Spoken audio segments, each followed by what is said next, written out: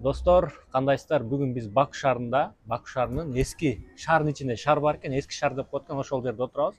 Анан бүгүн бул жакта Рахат эже менен бир ушул жакка кантип келип калдык, ошолор жөнүндө бир маалымат бере кетелик.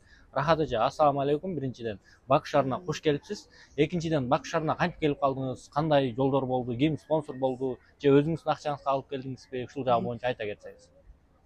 Бакудан салам барыңыздарга, урматтуу лидерлер. Мужахит бейге ыраазычылык билдиребиз. Ушу промоушн аркылуу келдик. 3 ай аралыгында ушу Баку шаарына келдик. Аябай сонундай впечатлениялар болуп атат. Аябай сонун, кооз шаар экен. Эмкиде буюрса, команда менен көп болуп келелик. Эмне жумуш аткардыңыз ушул Бакуга келиш үчүн? Элдин баары келгиси келет да, мисалы Баку мага жакты, аябай кооз шаар экен, эски шаар менен, эски менен жаңы айкалышып бир керемет да. Мисалы үчүн бул жерде баягы Европаны деле көрсөң болот экен, Дубайды деле көрсөң болот экен, андан мындай айтканда баягы эски тарыхты деле көрсөң болот да. Мисалы Өзбекстан сыяктуу ушундай кооз, азыр мыякты тарсаңыз, мыяктары карасаңыз, бүт эски да. Эски шаар биякты мындай тарсаңыз, мындай эски шаар деген. Эски шаар.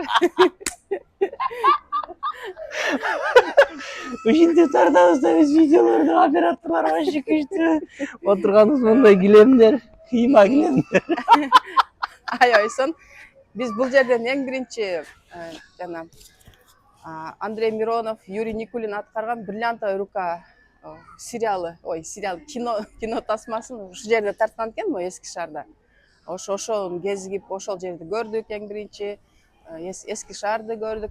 Аябай мындай сонун эргүү болду баарыбызга. Мындай жакты да.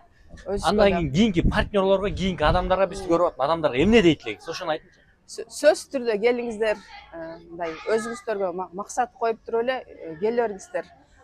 Эми мындай комфорт деп коебуз, комфорттон чыгып эле